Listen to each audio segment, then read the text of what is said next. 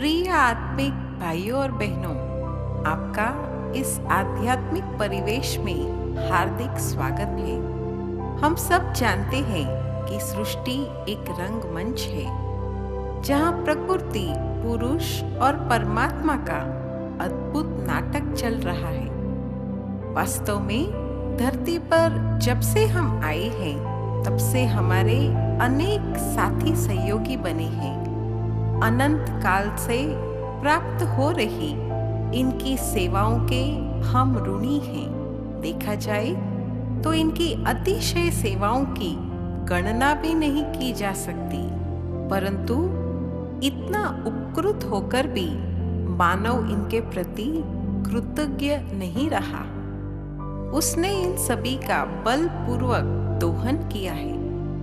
यही नहीं, आभार की बजाय उसने अनेक प्रकार के अत्याचार भी किए हैं। परिणामतः वर्तमान हालत में मानव अपना सुख, शांति, आनंद सब गवा चुका है। आखिर इनकी पुकार क्या है सुने। इनकी वर्तमान कहानी खुद उनकी ही जुबानी।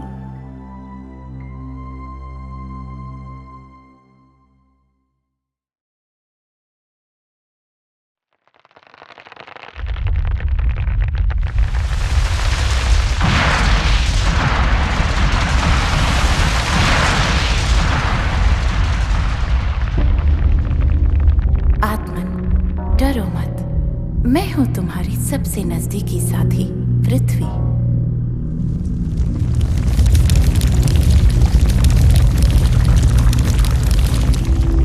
तुमने ही मुझे मातृभूमि, रत्न गर्भा, धरती माता जैसे बहुत ही अच्छे अच्छे नामों से पुकारा है।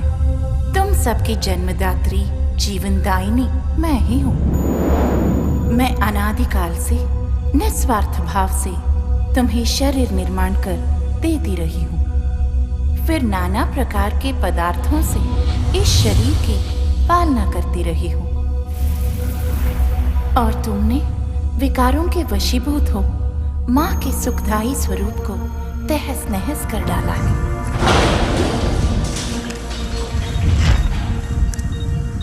परिणाम स्वरूप भूकंप, भूस्खलन, ज्वालामुखी जैसे भयानक आघात तुम्हें भयभीत किए रहते हैं।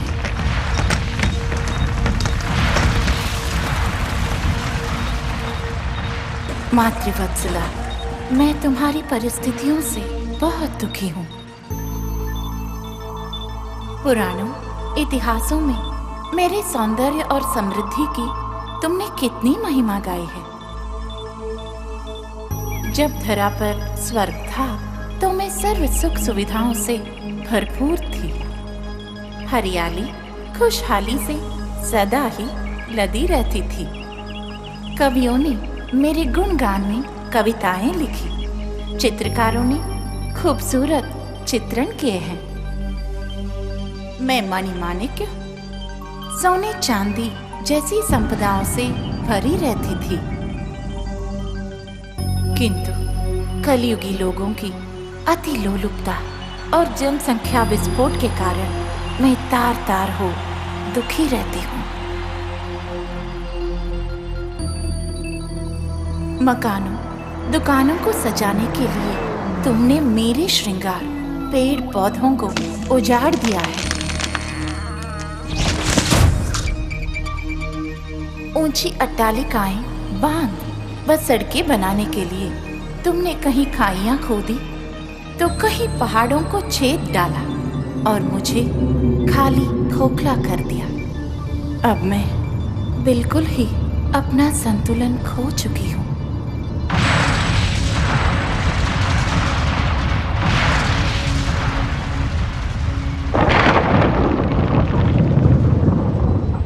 मैं फूलों के बगीचे की तरह बहिष्ट कहलाती थी, अब कांटों के जंगल की तरह बिल्कुल रेगिस्तान बनती जा रही हूँ। अब पुनः तुम्हें ही, अपनी माँ को शस्य श्यामला, उपजाऊ, समृद्ध एवं खुशहाल बनाना होगा। तुम्हारे संस्कार परिवर्तन द्वारा सृष्टि के नव सृजन की मैं आतुरता से प्रतीक्षा कर रही हूँ, ताकि मैं पुनः अपनी संतानों को ममता की छाया प्रदान कर सकूं।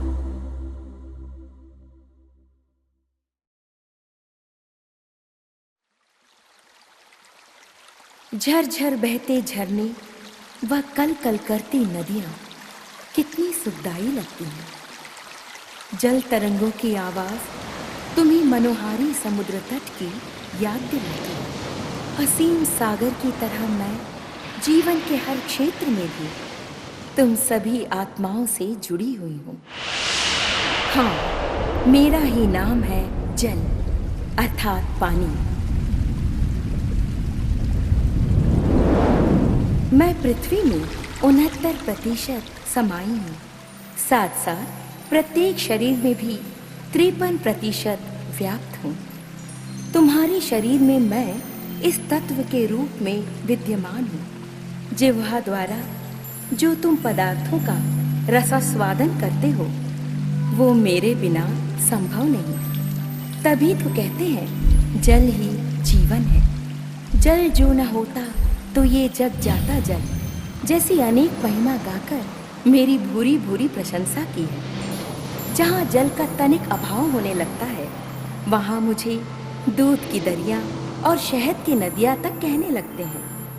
गंगा यमुना सरयू निर्मल कहते हुए लोग मेरी स्तुति किया करते हैं। तुम जलपान करते प्यास से तृप्ति का अनुभव करते हो। शुद्धता व शीतलता के लिए स्नान आदि में भी मेरा उपयोग होता है। यही नहीं, जीवन जगत के लिए आवश्यक अन्न व फलादि उत्पादन में सिंचाई के रूप में भी मुझे प्रयुक्त करते हो। मंदिरों में चरणामृत व अभिषेक के रूप में मैं कितनी प्रयोग की जाती हूँ।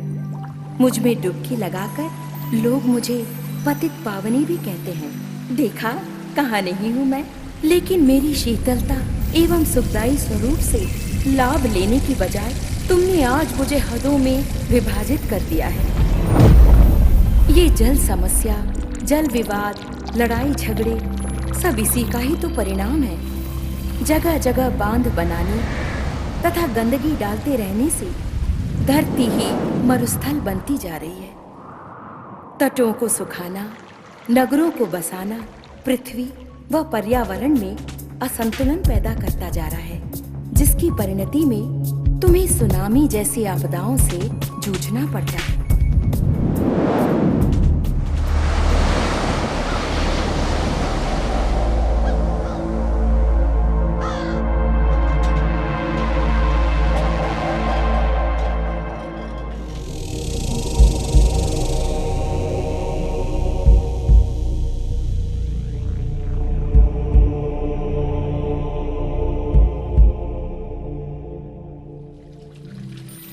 मैं अमृतमयी नदियों में निर्मल धारा बन बहती ही रहती थी।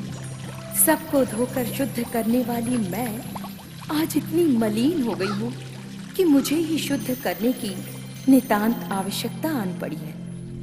मैं सारे संसार की मुफ्त सेवा करने वाली आज बोतलों में बंद दुर्लभ वस्तु बनती जा रही हूँ। मुझे अमूल्य जीवन दान देने वाले का मूल्य लगाकर तुमने मुझे बाजार की वस्तु बना दिया है। मैं तुम्हारे इस दुर्व्यवहार से बहुत ही दुखी और चिंतित हूँ। सोचती हूँ क्या मेरा गुजरा हुआ स्वर्णिम जमाना फिर से वापस आएगा? तुम खुद ही सोचो मेरे कल और आज के विषय में। पुनः अब विश्व बंधुत्व की अवधारणा को धारण करो, जिससे समस्त जगत में पवित्रता, सुख, शांति एवं आनंद की लहर फैल सके। सभी एकता के सूत्र में बंधकर अपने कर्तव्य का पालन कर सके। तुम्हारी सतो प्रधान दृष्टि, वृत्ति, कृति से ही मैं निर्मल, शीतल और स्वच्छ बन पाऊंगी।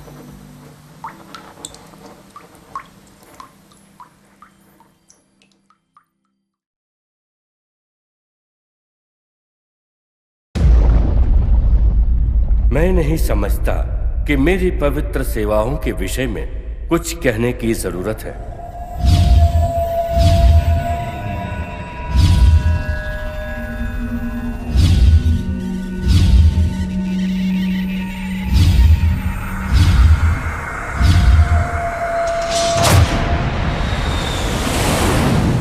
हाँ, ये मैं हूं, अग्नि।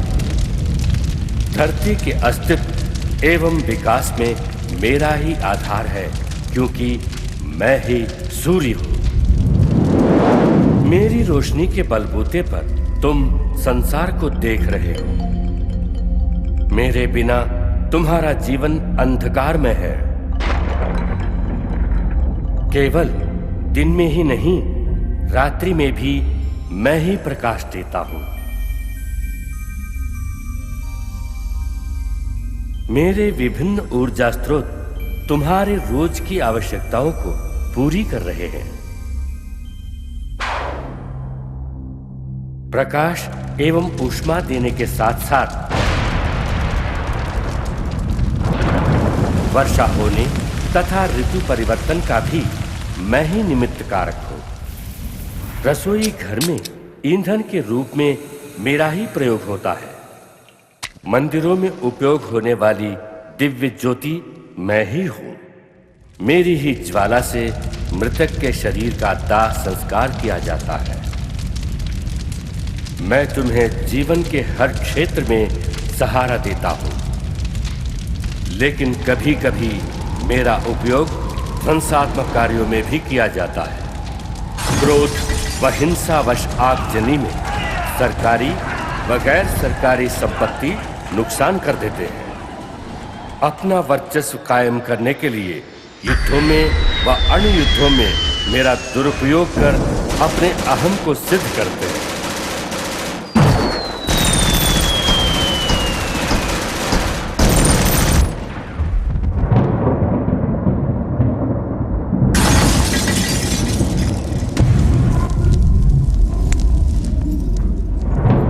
तुमने अप्राकृतिक एवं अनैतिक कृतियों से मुझे इतना गर्म कर दिया है कि आज मेरी गर्मी जानलेवा बन गई है। विश्व तापक्रम को सामान्य रखने वाले वर्षायुक्त बादल व छाया देने वाले पेड़ बहुत कम हो गए हैं, और फिर तुम्हारी अत्याधुनिक जीवन पद्धति ने ओजोन परत में छिद्र करते हुए दुनिया को महाविनाश के कगार पर ला खड़ा किया है।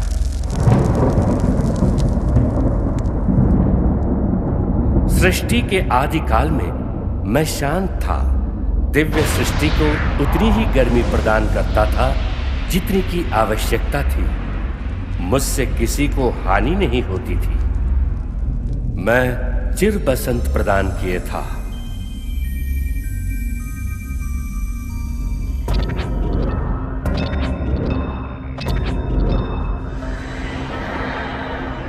याद रखो, तुम्हारा अनियंत्रित उपयोग और अनियंत्रित इंद्रिय लोलुपता तुम्हारे हित में नहीं। मनुष्यों के मन में धधकती जब ये काम क्रोध की अग्नि शांत होगी, तब ही मेरी भौतिक अग्नि भी आराम और खुशी प्रदान कर सकेगी। अतः समय के संकेत को समझो और अपने कर्तव्य का पालन करो।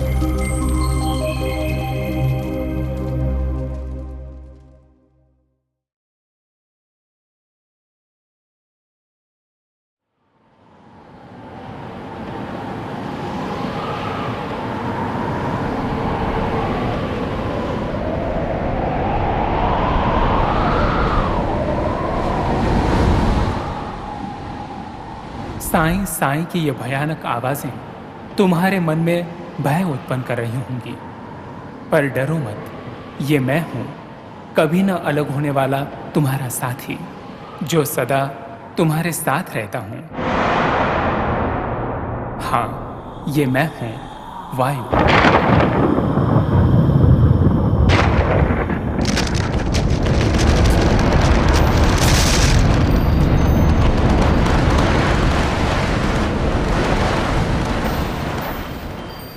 मैं सारे संसार में ऑक्सीजन प्रदान करता हूं, जो तुम्हारा प्राण तत्व है। इंद्रियों के माध्यम से तुम मेरे स्पर्श का अनुभव करते हो। फूलों की रसीली गंध तुम मेरे ही प्रवाह में प्राप्त करते हो। मेरे स्नेह में लहराने वाले हरे भरे वृक्ष, वनस्पतियां मेरे ही स्वच्छ झोंकों में श्वास ले प्रफुल्लित होते हैं। तभी तो लोग मुझे पवन देव के रूप में पूजते हैं। मैं भले ही अदृश्य हूं, लेकिन मेरे ही प्रवाह में संसार प्रवाहित है। किंतु आज तुम मेरी बदली परिस्थितियों के कारण मुझसे ही घृणा करने लगे हो, क्योंकि प्रदूषण ने तुम्हारा जीना दूभर कर दिया है। आखिर इस दुर्दशा का जिम्मेदार कौन? तुम मनुष्यों के श्वास द्वारा निकली हुई दूषित वायु को शुद्ध करने के लिए प्रकृति माता ने पेड़ पौधों की रचना की है। ऊंची अट्टालिकाएं बनाने, सुख साधनों को जुटाने हेतु तुमने प्रकृति को नष्ट किया। कल कारखानों के धुएं के बादल व मोटर यानों जैसे परिवहन साधनों की दुर्गंध से मुझे दूषित किया। यही नहीं, तुमने हर तरह अपना स्वार्थ ही सिद्ध किया। मनुष्य हमारे सखा हैं, दोस्त हैं। तुम्हें खुशियां देने के लिए ही हमारी रचना हुई है। वास्तव में प्रकृति के नियमों का उल्लंघन करते करते मनुष्य के कर्म ही भ्रष्ट हो चुके हैं। इसलिए सावधान, जागो और इस सत्य को महसूस करो कि मानव मन की मलिनता ही इस संसार की मलिनता का वास्तविक कारण है।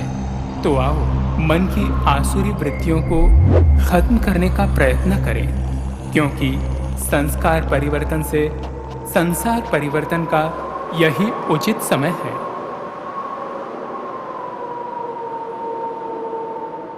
अभी नहीं तो कभी नहीं।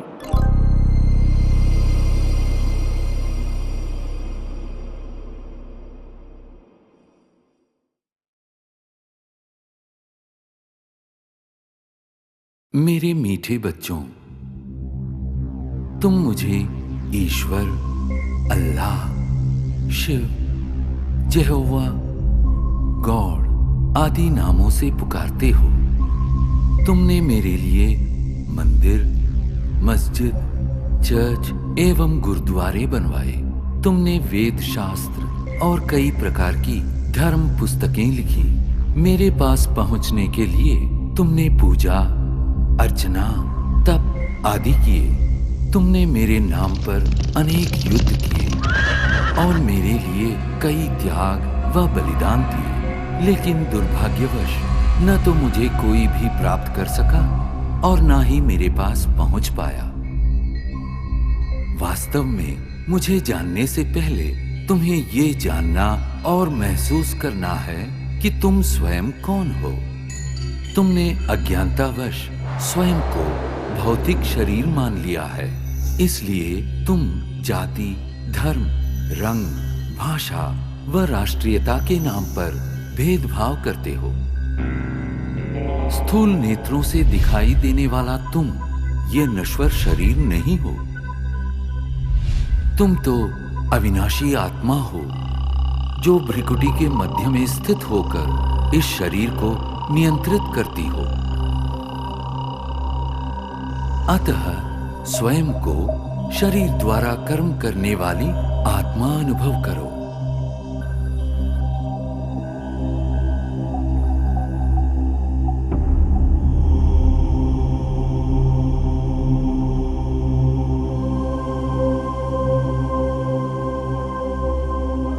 अब कुछ क्षणों के लिए सांसारिक बातों व उनके वातावरण से स्वयं को अलग करो।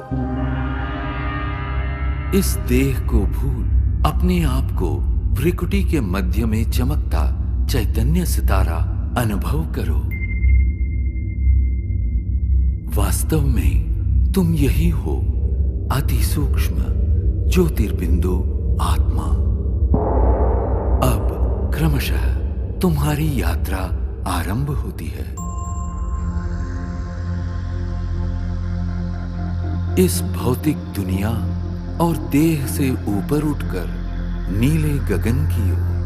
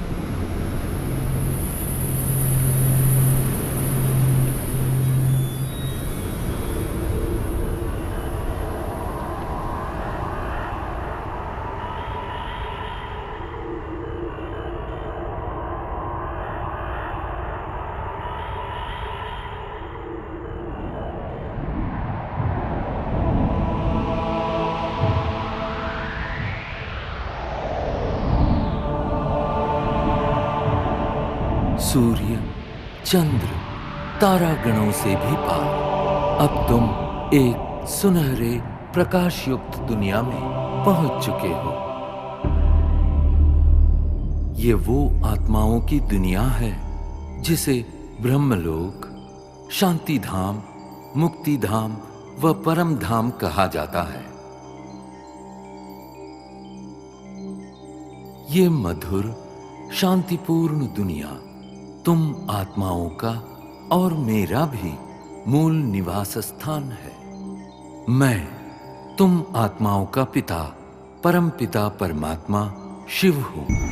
तुम आत्माओं की तरह मैं भी अति सूक्ष्म हूं। ज्योतिर्बिंदु होते हुए भी ज्ञान गुणों में सिंधु के समान हूं। मैं सर्वशक्तिमान जन्म मृत्यु के चक्र से परे होने के कारण सदा पावन हूं। तुम सब आत्माएं मेरी प्रिय संतान हो। प्रारंभ में तुम आत्माएं भी मेरे साथ परम धाम में ही निवास करती थी।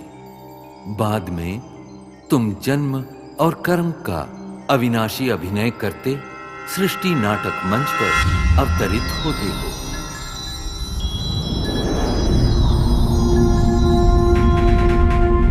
ये अनादि अविनाशी नाटक सतयुग, त्रेता युग, द्वापर युग और कलियुग 4 युगों में विभक्त है। प्रत्येक युग की अवधि समान रूप से 1250 वर्ष है और इस कारण पूरे कल्प की आयु 5000 वर्ष है। हर 5000 वर्ष में इस सृष्टि चक्र की हूबहू पुनरावृत्ति होती रहती है। कल्प के आरंभिक काल में सभी प्राणी और प्रकृति के 5 तत्व पावन थे। उस समय संसार सुख, शांति और आनंद से परिपूर्ण था।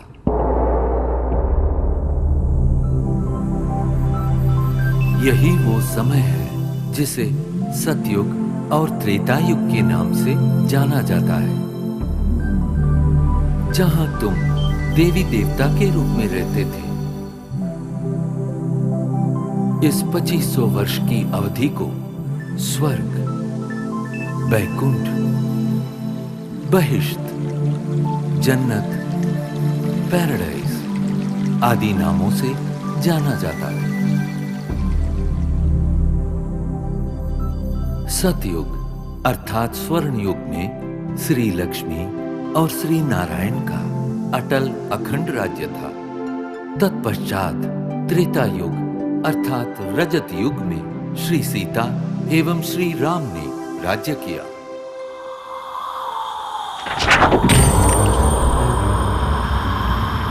द्वापर युग में देहभान के कारण तुम विकारों में प्रविष्ट हो गए और इस कारण अपनी शक्तियां खोने लगे। इस अवधि में भिन्न भिन्न धर्म पिताएं आए और अपना धर्म स्थापित किए। प्रारंभ में इन धर्मों की स्थापना सारी मानव जाति को एक सूत्र में बांधने और उनका सही मार्ग प्रदर्शन करने के लिए हुई थी।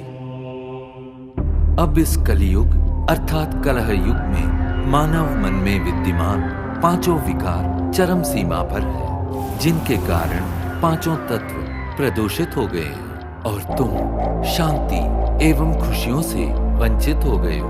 परिणामतः दुख, अशांति के दलदल से मुक्ति पाने के लिए तुम मुझे पुकारने लगे।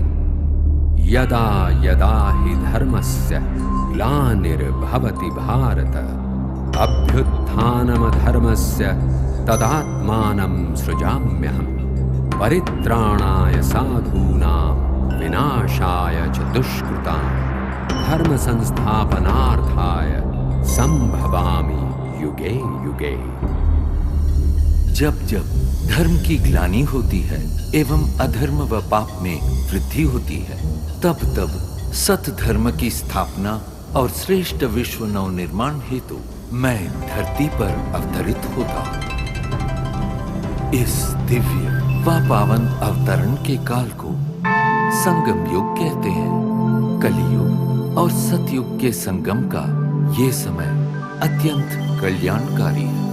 गीता में दिए इन वचनों के अनुसार अब भारत भूमि पर मेरा अवतरण हो चुका है। प्रजापिता ब्रह्मा के साकार मानवीय तन में मैं प्रविष्ट एवं सन्निविष्ट होकर सहज गीता ज्ञान एवं राजयोग द्वारा तुम आत्माओं को पावन बनाने का महान कार्य कर रहा हूं। अब तुम देह सहित देह के सर्व संबंधों को भूल स्वयं को आत्मा निश्चय कर मुझ परमपिता परमात्मा को याद करो। यही राजयोग है जिसके द्वारा तुम्हारे जन्म जन्मांतर के विकर्म दग्ध होंगे और तुम सर्व गुणों एवं सर्व शक्तियों से संपन्न हो जाओगे। याद रखो, प्रकृति के पांचों तत्व भी तुम्हारे इसी संपन्नता की प्रतीक्षा कर रहे हैं। मेरे प्यारे बच्चों, मैं वही हूं जिसे तुम अनेक वर्षों से खोज रहे हो। मैं तुम्हारा अनादि पिता हूं। मैं जो हूं, जैसा हूं, मुझे भली भांति पहचानो और मेरी श्रीमत पर चलो ताकि आने वाले स्वर्णिम युग में तुम अनेक जन्मों का श्रेष्ठ भाग्य प्राप्त कर सको। ओम